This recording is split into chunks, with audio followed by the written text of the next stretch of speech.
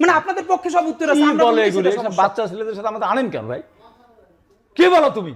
এই আমি এই দেশে শোনো, জেল থেকে মুক্ত হয়েছে, না অবশ্যই না, অবশ্যই না, এই বাচ্চারা বেগম জিয়াকে জেল থেকে মুক্ত করছে, অবশ্যই না, এই বাচ্চারা বেগম জিয়াকে সবথেকে সম্মানের সাথে বিয়ে করছে, এই বাচ্চারা আপনারা পারেন নাই, অবশ্যই না পারলেন না, সেটা আপনারা দেখেন জনগণের ভোট আপনাদেরকে কি দেয়, দেখেন যদি একটু সুষ্ঠু ইলেকশন হয় অবশ্যই অবশ্যই আমরা মুক্ত হতাম। শিখতে হবে তো কিছু, ভাই আমি শিখতে চাই আপনাদের কাছ থেকে, কিন্তু আপনি বলেন না যে জামাতের আমির বলেছে যে তোমাদের সাথে তোমাদের টক শোতে আসাই আসেন না ভাই, আপনি না আসলে তো আমরা মরে যাব না, আমরা ছোট মানুষ, আমাদেরকে বাদ দিয়ে দেন, আমাদেরকে জুলাইতে লাগে না তো, জুলাইতে শুনেন হাবিব ভাই, আপনাদের যে ইনফিরিয়রিটি কমপ্লেক্স, কথার ভিতর কথা, আমার কথার ভিতর কথা বলবো, আমার কথা মতো আপনি বলেছেন, আমি বলি না, একটা বল না, আচ্ছা ঠিক আছে আপনি বিশেষ করে তারপর আমি বলি, কিন্তু এই আমাদেরকে যে অনুমান মনে করতেছেন আমাদেরকে জুলাইতে লাগছে, আপনাদের আমরা শিখেছি, আমাদের জুলাইতে লাগছে আপনাদের ভাই, এখন আমাদের লাগবে না আপনাদের, জীবন তো বাচ্চারাও দিচ্ছে, আপনারা তো জীবন দিয়ে মন্ত্রী হয়েছেন, বাচ্চারা তো কিছু হয় নাই, জীবন তো সাপ্লাই দিছে, পিলকানা দিছে, সেগুলো জীবন মনে হয় না আপনাদের কাছে, এইটাই দুঃখ আমাদের। হচ্ছেন শরীফ ওসমান হাদি, মুখপাত্র ইনকিলাব মঞ্চ, সঙ্গে আরো আছেন হাবিবুর রহমান হাবিব, বিএনপি চেয়ারপারসনের উপদেষ্টা। যে এটি বিচারিক হত্যাকাণ্ড নামে সেভাবে হয়তো ঘোষণাপত্রে আসে নাই, কিন্তু বলা হয়েছে যে বিচার করা হবে দ্রুত। জুলাই ঘোষণাপত্রে বিচারিক হত্যাকাণ্ডের প্রয়োজনীয়তা আদৌ ছিল কিনা, কারণ গুম খুন তো আসলে সেখানে বলা ছিল, আবার এটি তো ছাত্র দল তো আসলে সেভাবে বিপক্ষে মতামত দিয়েছে আর কি, আপনার মন্তব্য জানতে আচ্ছা, চাই। প্রথম কথা হলো আরো অনেক কিছু না বলেও বিচারিক হত্যাকাণ্ডের কথাই সব থেকে বেশি বলা দরকার ছিল। কেন? ধরেন গুম খুন এই কাজগুলো যখন হবে, এগুলো তো ইলিগাল, আইনি মানে এগুলো অফেন্স, আপনি বিচার করতে পারবেন, কিন্তু ওয়েন মানে এটা জুডিশিয়াল কিলিং হয়ে যাচ্ছে, মানে আপনাকে হত্যাই করছে কিন্তু এটা আইনে সিদ্ধ, এটা তো ভয়াবহ। মানে আপনি ভাবেন যে এই সুপ্রিম কোর্টের বিচারপতিরা এত করাপ্টেড হয়েছে, এটা নিয়ে আমার দেশ একটা নিউজ করলো, এবং আমার দেশ সম্পাদক এবং শফিক রেহমান জায়দিনের সাবেক সম্পাদক, ওনাদেরকে বিচারক প্রধান বিচারপতি দাঁড় করে শুধু রাখলেন না দীর্ঘক্ষণ, তারপরে বললেন ট্রুথ ইজ নো ডিফেন্স। মানে আমার দেশ সম্পাদক বললেন আমি যেটা বলেছি এটা তো ফ্যাক্ট, এটা তো মিথ্যা কিছু না, আপনি আমাকে বলেন ট্রুথ ইজ নো ডিফেন্স। এর মানে হলো এই যে হাসিনা মনস্টার হয়ে উঠলো, এই মনস্টার হয়ে ওঠার পিছনে সব থেকে বড় মেকানিজমটা যেটা করেছে এটি অ্যাড্রেস করা হচ্ছে না। তো এইটা হলো এই বিচার বিভাগ, এই সুপ্রিম কোর্ট, সব কথা বাদ দেন, মানে স্কাইপ কেলেঙ্কারির মতো ভয়াবহ ব্যাপার, এবং সুপ্রিম কোর্টের বিচারপতিরা মিটিং করে করে রায় দিচ্ছে। আপনি ভাবেন এই যে পাকিস্তান রাষ্ট্রের কথা বলি না, কিন্তু এটির ভুক্তভোগী তো বিএনপিও, এটার ভুক্তভোগী তো অন্যান্যরা। এখন দেখেন এটা নিয়ে কেন এখানে একটা খুব ভালো রাজনীতি হয়েছে। রাজনীতিটা হয়েছে কি, আমরা যখন বিএনপির কাউরে বলি যে আচ্ছা আমরা তো সবসময় বলি 47-এর ধারাবাহিকতাই হলো আমাদের 71, কারণ 190 বছরের দীর্ঘ শাসনের পর আমাদের যে রাষ্ট্র পাওয়ার আকাঙ্ক্ষা সেটার প্রথম সফলতা আমাদের 47, এবং সেই 47 আমরা সবাই মিলে তৈরি করেছিলাম, পাকিস্তানের ভুলে আমরা আবার 71 করেছি, এটা আমাদের বৃহত্তর শ্রেষ্ঠ অর্জন, এবং তার ধারাবাহিকতায় 24। তো আপনার 47 আর আপনার তো ঘোষণাপত্রের টেক্সট পড়ছেন, আপনার কাছে বলি এটা হলো 3রা অগস্ট আমরা দুইজন উপদেষ্টার সাথে, উপদেষ্টা আসিফ মাহমুদ সজীব ভুইয়া এবং সারোয়ার ফারুকি, ওনার সাথে জুলাইয়ের বিভিন্ন যারা প্রেশার গ্রুপ, বিভিন্ন স্টেক হোল্ডার, আমরা মিটিংয়ে বসেছিলাম জুলাই ঘোষণাপত্রের প্রোগ্রাম নিয়ে।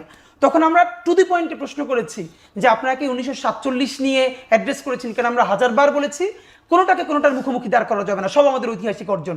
1947, 71, 24 দেশে এখন সব থেকে নোংরাভাবে যেটা চলছে 47কে 71-এর সাথে 71-এর সাথে 24কে বারবার ক্লাস করানো হচ্ছে, অথচ প্রত্যেকটা আমাদের ঐতিহাসিক অর্জন। ওনারা আমাদেরকে বলেছেন হ্যাঁ 47কে অ্যাড্রেস করা হয়েছে, অথচ আমরা দেখলাম কি টেক্সটের মধ্যে শুরু হলো উপনিবেশবাদী লড়াই, উপনিবেশ বিরোধী লড়াই যে প্রায় 200 বছরের মধ্যে আমাদের এতগুলো পর্ব, তার চূড়ান্ত অর্জন তো 47। এইটা বলতে আপনার গ্লানি আছে?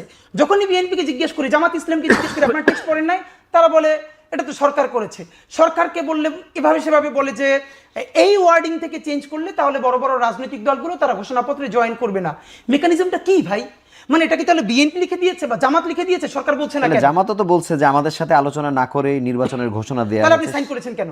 সেটি বলছে, জামাত যদি বলে যে বলছে। ঘোষণাপত্র আমাদেরকে না জানিয়ে করেছে, তাহলে এই ঘোষণাপত্রে ডক্টর ইউনূস সাহেবের পাশে জামাতের সেক্রেটারি তারা ছিলেন, বিশেষ করে নির্বাচনের প্রসঙ্গটি আচ্ছা এনেছে। নির্বাচন, তাহলে আপনার কি ধরেন আমরা টেক্সট চেয়েছিলাম, এই যে আসলো না, এত কিছু যে আসলো না, মানে এটা তাহলে কি হবে? মানে এটা কি ইনকমপ্লিট অবস্থায় থাকবে? এটা নিয়ে আসলে সমাধান এখন এই ঘোষণাপত্রটা যেটা হয়েছে এটা হলো বাঙালি জাতীয়তাবাদ বলতে যে জিনিসটা এখানে কলকাতা থেকে গিলানো হয়েছিল ওইটারই একটা সেকেন্ড পেজ হিসেবে ঘোষণাপত্রটাকে রেডি করা হয়েছে। এখানে 47-এর স্বীকৃতি নেই দেখেন, এবং সব পলিটিক্যাল পার্টিগুলো জনগণের বিপক্ষে কিভাবে অবস্থান নেয় দেখেন, তারা সবাই যে এক। 1975-এ শহীদ জিয়ার নেতৃত্বে তাকে যে ছাত্র জনতার ঐতিহাসিক যে মানে সিপাহী বিপ্লব, এখানে তো পলিটিক্যাল পার্টি ইনভলভ, এইটাকে অ্যাড্রেস করা হয়েছে। 1990 পলিটিক্যাল আন্দোলন অ্যাড্রেস করা হয়েছে, কিন্তু 90-এর থেকেও অনেক বেশি সিগনিফিক্যান্ট জানপরাণ দেওয়ার ক্ষেত্রে আমাদের পিলখানা মেসাকার, আমাদের শাপলা গণহত্যা, আমাদের নিরাপদ সড়ক আন্দোলন, অন্তত এই 3টে পর্ব গত 50 বছরের মধ্যে আমাদের ভয়াবহ ঘটনা। আমি ছোট করে খালি হাবিব ভাই আপনার কাছে একটু জানতে চাইবো যে শাপলা হত্যাকাণ্ড এবং পিলখানা হত্যাকাণ্ড যে এখানে আসলো না, এটার ব্যাপারে আপনাদের কোনো মতামত আছে কিনা? না, শাপলা হত্যাকাণ্ড, পিলখানা হত্যাকাণ্ড আর 90-তে এক জিনিস না। মানে এটা যে আসেনি, মানে সেটা নিয়ে আপনাদের কোনো? না, অবশ্যই এটার বিচার তো হবেই। শাপলা চত্বরে হত্যাকাণ্ডেরও বিচার হবে, পিলখানা তো বিচার হবে। কিন্তু এটা ঘোষণাপত্রে আসার মতো গুরুত্বপূর্ণ মনে হয়নি। গুরুত্বপূর্ণ কেন হবে না? গুরুত্বপূর্ণ তো হওয়া উচিতই ছিল, তারপর এটা হবে। এটা এই কতগুলো জিনিস আছে লিখলেই গুরুত্বপূর্ণ হলো না, হলো না। তাহলে একই কথা লেখা উচিত ছিল। 7 নভেম্বরও রাখা দরকার ছিল না, 90 রাখা দরকার ছিল না, 71 থেকে চলে আসতাম না। 7 নভেম্বর একটা প্রেক্ষাপট, 90 একটা প্রেক্ষাপট, 24 একটা প্রেক্ষাপট, 71 একটা প্রেক্ষাপট, 52 একটা প্রেক্ষাপট। 47টা কেন নাই? 47টা তো আমাদের ব্রিটিশ বিরোধী আন্দোলনের একটা সমৃদ্ধ ফসল ওইটা। আর এই যে পিলখানা হত্যাকাণ্ড, এটা একটা আমাদের সশস্ত্র বাহিনীর মধ্যে একটা ষড়যন্ত্রের মধ্য দিয়ে একটা ঘটনা ঘটেছে। শাপলা চত্বর, ওটা যদি শাপলা চত্বর 4 এপ্রিল তারা চলে গিয়েছিল, তখন আমি জেলে ছিলাম।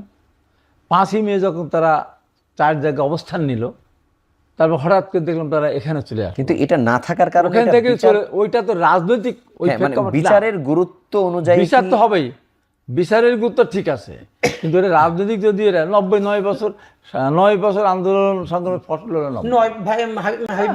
9 বছর আন্দোলনে যত মানুষ জীবন দিছে, তার থেকে অগণিত বেশি মানুষ শাপলায় জীবন দিছে না, পিলখানায় দিছে না, এবং তার চেয়েও বেশি কি 24-এ দিছে না?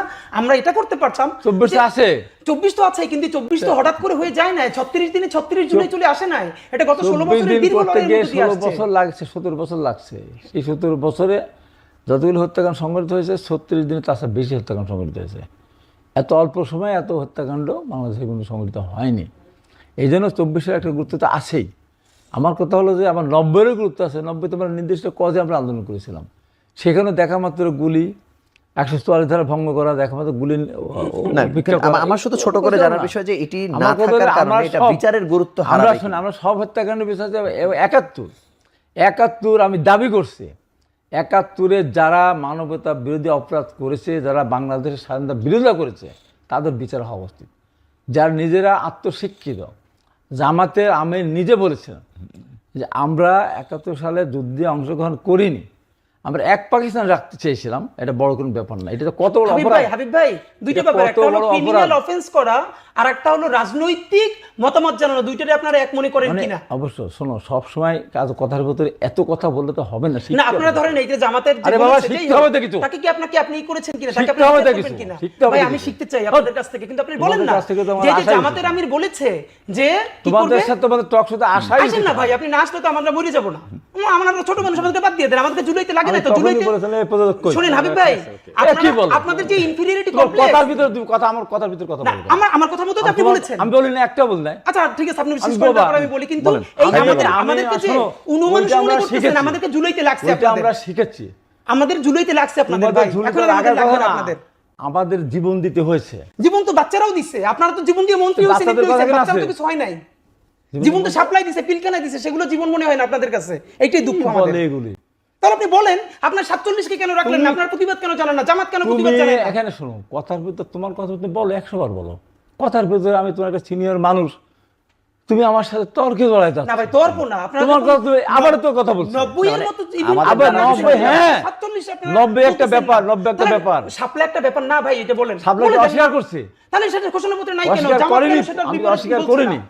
আমার তোমার 71 এর কথা বলে তোমার লাগলো কেন? তাহলে কার লাগলো? তোমার আমি কখন লাগাইলাম? এই যে লাগলে আমি বলেছি, আমি বললাম যে 71 সালে মানবতা বিরোধী অপরাধ যারা করেছে, যারা এখনো দেশের স্বাধীনতাকে স্বীকার করে না, যারা এখনো সবার সিরিজ হতে যায় না। ভাই বাংলাদেশে কি এমন কোন দল এখন আছে যারা 71-এর স্বাধীনতা চায় না বা সেটির বিপক্ষে আছে? জামাত স্বীকার করে না। তাহলে জামাতকে আপনারা ধরেন না কেন? তার পাশে দাঁড়ান কেন আপনারা? সেটাই তো বলতেছি। মির্জা ফখরুল ইসলাম আলমগীর সাহেব দাঁড়াইছে, তার পাশে বলছি তো। জামাতের সেক্রেটারি দাঁড়াইছে, উনি কেন বলেন দাঁড়াতে জামাতের পারে, পাশে আমি দাঁড়াবো না? পরিস্থিতির পরিপ্রেক্ষিতে না, দাঁড়াতে পারে। আপনারা বলবেন, তাই আপনারা বলে যদি আমার কথাই বলবো না। আপনি বলবেন যে না দাঁড়াবো না, আমার কথা এই বলবো না। জামাতের সাথে আমরা দাঁড়াবো না, সেই বিএনপি কেন দাঁড়াবো? সেই কথা জামাতের বলবো না। সাথে তো বিএনপিরও জোট ছিল। না, সেই না। জামাতের সাথে বিএনপি ছিল। কেন জোট করছে? হ্যাঁ, এদের উত্তর আছে তো। জি মানে আপনাদের পক্ষে সব উত্তর আছে, কি আমরা বলে বলছি এগুলো? সেটা এসব সমস্যা। বাচ্চা ছেলেদের সাথে আমাদের আনেন কেন ভাই? কে বলো তুমি? এই আমি এই দেশে বাচ্চাদেরকে আনার কারণে এই বাচ্চাদেরকে শোনো, আপনারা জেল থেকে মুক্ত না, পেয়েছেন, অবশ্যই না, অবশ্যই না। এই বাচ্চারা বেগম জিয়াকে অবশ্যই না, জেল থেকে মুক্ত করছে, অবশ্যই না, এই বাচ্চারা বেগম অবশ্যই জিয়াকে না। সবথেকে সম্মানের সাথে বের করছে এই বাচ্চারা, আপনারা পারেন নাই? অবশ্যই না পারলেন না, সেটা আপনারা অবশ্যই দেখেন যেত। জনগণের ভোট আপনাদেরকে অবশ্যই কি দেয়, মুক্ত হতো, অবশ্যই। দেখেন যদি একটা ভাই, সুষ্ঠু হ্যাঁ, ইলেকশন হয়। অবশ্যই no, অবশ্যই আমরা মুক্ত হতাম। কবে হইছে? জেল খাতে- মির্জা আব্বাস ভাই বলছে কি? এক মাস পরে আরে, করছেন, ঈদের পরে আন্দোলন তো হতে গত পারতো। 10 বছর ধরে আপনারা করতেছেন। ওইসব কথা বলতে দেয় না, কত লোকের জীবন গেছে আমাদের একদিন তারা। জামাতও তো আন্দোলন বহুদিন করে করছে, জামাত কি পারছে? আরে কথার ভিতর কথা আমি আপনি আপনার কথা বলেন। আচ্ছা, আমরা এখানে আন্দোলন সংগ্রাম করে মানুষ দেশের অর্থনৈতিক অবস্থা, দ্রব্যমূল্যের ঊর্ধ্বগতি, গুম খুনের পরিপ্রেক্ষিতে ভোট দিতে পারে না, একটা মানুষের ভিতরে একটা আকাঙ্ক্ষা জন্মেছিল। তার পরিপ্রেক্ষিতে যখন বৈষম্য বিরোধী আন্দোলন যখন শুরু হয়েছে, সত্য কথা বলতে আমরা তো আমাদের ছেলেরা ছাত্ররা আমাদের পরীক্ষা দিতে পারে না, ভাই, আমরা- মেরেছে, তারপর তো আমাদের ছেলে তো অন্য কোনো সংগঠন লুকায় নাই। ভাই আমাদের বিরতি সান্ডা তো সময় করেনি। হয়েছে, আমরা আসছি।